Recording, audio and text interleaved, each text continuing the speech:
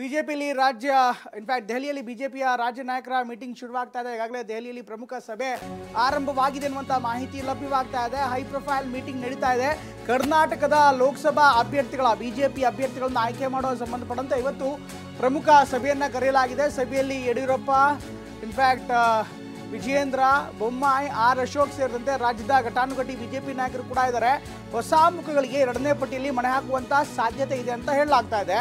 ಇದರ ಜೊತೆಗೆ ಕರ್ನಾಟಕದ ಅಭ್ಯರ್ಥಿಗಳ ಆಯ್ಕೆಗೆ ಭಾರಿ ಕಸರತ್ತು ಮಾಡಲಾಗ್ತಾ ಇದೆ. ನಾಳೆ ಅಥವಾ ನಾಡಿದ್ದು ಬಿಜೆಪಿಯ ಪಾರ್ಲಿಮೆಂಟರಿ ಬೋರ್ಡ್ ಅಥವಾ ಸಿಇಸಿ ಸಭೆ ಇದೆ. ಒಂದೇ ಸುತ್ತಿನಲ್ಲಿ ರಾಜ್ಯದ ಅಭ್ಯರ್ಥಿಗಳ ಪಟ್ಟಿ ರಿಲೀಸ್ ಆಗುವಂತಹ ಸಾಧ್ಯತೆ ಇದೆ ಅಂತ ಹೇಳಲಾಗ್ತಾ ಇದೆ. ಇದರ ಜೊತೆಗೆ ಕರ್ನಾಟಕದಿಂದ 11 ಸಂಸದರಿಗೆ ಕೋಕ್ ಕೊಡ್ತಾರೆ, ಹೊಸ ಮುಖಗಳಿಗೆ ಮಣೆ ಹಾಕ್ತಾರೆ ಅನ್ನುವಂಥ ಮಾಹಿತಿ ಕೂಡ ಇದೆ. ಆದರೆ ಇದೆಷ್ಟರ ಮಟ್ಟಿಗೆ ಸಾಧ್ಯತೆ ಇದೆ ಅದೆಲ್ಲವೂ ಕೂಡ ಚರ್ಚೆ ಆಗಬೇಕಾಗಿದೆ. 11 ಸಂಸದರ ಬದಲು ಹೊಸ ಮುಖಗಳಿಗೆ ಮಣೆ ಹಾಕುವಂಥ ಸಾಧ್ಯತೆ ಇದೆ ಅನ್ನುವಂಥ ಮಾಹಿತಿ ಕೂಡ ಲಭ್ಯವಾಗ್ತಾ ಇದೆ. ದೆಹಲಿಯಲ್ಲಿ ಲೋಕಾ ಮೀಟಿಂಗ್ನಲ್ಲಿ ಲೆಕ್ಕಾಚಾರ ತುಂಬ ಜೋರಾಗಿ ನಡೀತಾ ಇದೆ. ಲೋಕಸಭಾ ಚುನಾವಣೆಗೆ ಸಂಬಂಧಪಟ್ಟಂತೆ ಅಭ್ಯರ್ಥಿಗಳ ಆಯ್ಕೆಯನ್ನು ಮಾಡಬೇಕಾಗಿದೆ. ಈಗಾಗಲೇ ಬಿಜೆಪಿ 195 ಅಭ್ಯರ್ಥಿಗಳ ಪಟ್ಟಿಯನ್ನು ಬಿಡುಗಡೆ ಮಾಡಿದೆ. ಎರಡನೇ ಪಟ್ಟಿ ಇನ್ನೇನು ಕೆಲವೇ ದಿನಗಳಲ್ಲಿ ಬಿಡುಗಡೆ ಆಗುವಂಥ ಸಾಧ್ಯತೆ ಇದೆ. ಆದರೆ ಮೊದಲ ಪಟ್ಟಿಯಲ್ಲಿ ಕರ್ನಾಟಕದ ಯಾವೊಬ್ಬ ಅಭ್ಯರ್ಥಿಯನ್ನು ಕೂಡ ಘೋಷಣೆ ಮಾಡಿರಲಿಲ್ಲ. ಈಗ ಎರಡನೇ ಪಟ್ಟಿಯಲ್ಲಿ ಬಹುತೇಕ 28 ಕ್ಷೇತ್ರಗಳಲ್ಲಿ JDSಗೆ ಬಿಟ್ಟುಕೊಡುವಂಥ ಕ್ಷೇತ್ರಗಳನ್ನು ಹೊರತುಪಡಿಸಿ ಉಳಿದೆಲ್ಲ ಕ್ಷೇತ್ರಗಳ ಅಭ್ಯರ್ಥಿಗಳ ಪಟ್ಟಿಯನ್ನು ಬಿಡುಗಡೆ ಮಾಡುವಂಥ ಸಾಧ್ಯತೆ ಇದೆ ಅಂತ ಹೇಳಲಾಗ್ತಾ ಇದೆ. ಈ ಬಗ್ಗೆ ಇನ್ನಷ್ಟು ಹೆಚ್ಚಿನ ಮಾಹಿತಿನ ಪಡೆಯೋಣ. ನಮ್ಮ ಪ್ರತಿನಿಧಿ ಹರೀಶ್ ದೆಹಲಿಯಿಂದ ಜಾಯ್ನ್ ಆಗ್ತಾರೆ. ಹರೀಶ್, ಈ ಬಾರಿಯ ಲೋಕಸಭಾ ಚುನಾವಣೆ ಸಹಜವಾಗಿ ಬಿಜೆಪಿ ಪಾಲಿಗೆ, ಅದರಲ್ಲೂ ಕೂಡ ಕರ್ನಾಟಕದಲ್ಲಿ ಅತ್ಯಂತ ಮಹತ್ವದ್ದು. ಈಗಾಗಲೇ 25 ಸೀಟ್ ಇದೆ, ಮತ್ತೆ 25+ ಸೀಟ್ ಗೆಲ್ಲುವಂಥ ಟಾರ್ಗೆಟ್ ಕೂಡ ಇದೆ. ಹೀಗಾಗಿ ಈ ಬಾರಿ ಅಚ್ಚರಿ ಅಂದರೆ ಹೊಸ ಮುಖಗಳಿಗೆ 10ಕ್ಕೂ ಹೆಚ್ಚು ಹಾಲಿ ಸಂಸದರಿಗೆ ಕೋಕ್ ನೀಡಲಾಗುತ್ತೆ ಅನ್ನುವಂಥ ಮಾಹಿತಿ ಕೂಡ ಲಭ್ಯವಾಗ್ತಾ ಇದೆ. 11 ಜನ ಹೊಸ ಮುಖಗಳಿಗೆ ಮಣೆ ಹಾಕ್ತಾರೆ ಅಂತ ಹೇಳಲಾಗ್ತದೆ. ಹಾಗಾದ್ರೆ ಸಾಧ್ಯತೆ ಎಷ್ಟಿದೆ?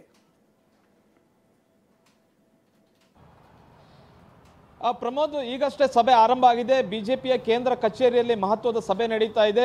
ಮುಖ್ಯವಾಗಿ ನಾವಿಲ್ಲಿ ಗಮನಿಸಬೇಕಾಗುತ್ತೆ ಏನು ಅಂತಂದ್ರೆ, ಬೇರೆ ರಾಜ್ಯಗಳ ಬಗ್ಗೆ ಚರ್ಚೆ ಮಾಡುವಾಗ ಆಯಾ ರಾಜ್ಯಗಳಿಂದ ಕೋರ್ ಕಮಿಟಿಯಲ್ಲಿ ಏನು ಪ್ರಸ್ತಾಪ ಆಗಿ ಬಂದಿತ್ತು, ಶಿಫಾರಸಾಗಿ ಬಂದಿತ್ತು, ಅದ್ರ ಬಗ್ಗೆ ಮಾತ್ರ ಇಲ್ಲಿ ಚರ್ಚೆ ನಡೆದಿತ್ತು. ಇಲ್ಲಿ ಪಟ್ಟಿಯನ್ನು ತರಿಸ್ಕೊಂಡು ಇಲ್ಲಿ ಚರ್ಚೆನ ಮಾಡಿದ್ರು. ಆದರೆ ಕರ್ನಾಟಕದ ಎಲ್ಲ ನಾಯಕರುಗಳನ್ನ, ಪ್ರಮುಖ ನಾಯಕರುಗಳನ್ನ ದೆಹಲಿಗೆ ಕರೆಸ್ಕೊಂಡು ಇವತ್ತು ಚರ್ಚೆ ಮಾಡ್ತಾ ಇದ್ದಾರೆ ಹೈಕಮಾಂಡ್ ನಾಯಕರು.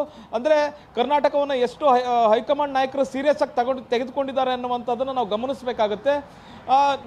370 ಕ್ಷೇತ್ರಗಳನ್ನು ಈ ಸತಿ ಬಿಜೆಪಿ ಸ್ವಂತ ಬಲದಲ್ಲಿ ಗೆಲ್ಲಬೇಕು ಅನ್ನುವಂಥ ನಿಟ್ಟಿನಲ್ಲಿ ಪ್ರಧಾನಿ ನರೇಂದ್ರ ಮೋದಿ ಅವರು ಕರೆ ಕೊಟ್ಟಿದ್ದಾರೆ. ಹಾಗಾಗಿ ದಕ್ಷಿಣ ಭಾರತದಲ್ಲಿ ಅತ್ಯಂತ ಹೆಚ್ಚಿನ ಸ್ಥಾನಗಳನ್ನು ಗೆಲ್ಲಬೇಕಾಗುತ್ತೆ.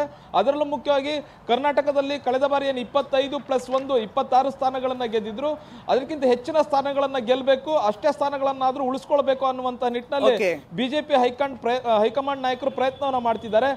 ಈ ನಿಟ್ಟಿನಲ್ಲಿ ಇವತ್ತು ಮಹತ್ವದ ಸಭೆ ನಡೀತಾ ಇದೆ. ಈ ಸಭೆಯಲ್ಲಿ ಮುಖ್ಯವಾಗಿ 10ಕ್ಕೂ ಹೆಚ್ಚು ಸಂಸದರಿಗೆ ಟಿಕೆಟ್ ಕೊಡಬಾರ್ದು ಅನ್ನುವಂತಹ ಚರ್ಚೆ ಕೂಡ ಇದೆ. ಅದ್ರ ಬಗ್ಗೆ ಕೂಡ ಚರ್ಚೆ ನಡೆಯುತ್ತೆ. ಮತ್ತೆ ಮಾಜಿ ಶಾಸಕರುಗಳು ಅಂದ್ರೆ ವಿಧಾನಸಭೆಯಲ್ಲಿ ಸ್ವತಂತ್ರ ನಾಯಕರುಗಳು ಕೂಡ ಟಿಕೆಟ್ ಅನ್ನ ಕೇಳ್ತಾ ಇದ್ದಾರೆ. ಅವರ ಬಗ್ಗೆ ಕೂಡ ಚರ್ಚೆ ಆಗುತ್ತೆ.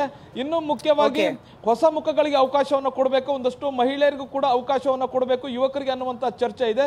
ಎಲ್ಲ ವಿಚಾರದ ಬಗ್ಗೆ ಇವತ್ತು ಚರ್ಚೆನ ಮಾಡಿ ಅಂತಿಮವಾಗಿ ಒಂದು ಹೆಸರನ್ನ ಫೈನಲ್ ಮಾಡಿ ಸಿಇಸಿ ಸಭೆಗೆ ಕಳಿಸ್ತಾರೆ. ಪ್ರಮೋದ್, ಧನ್ಯವಾದ ಹರೀಶ್ ಎಲ್ಲ ಮಾಹಿತಿಗೋಸ್ಕರ.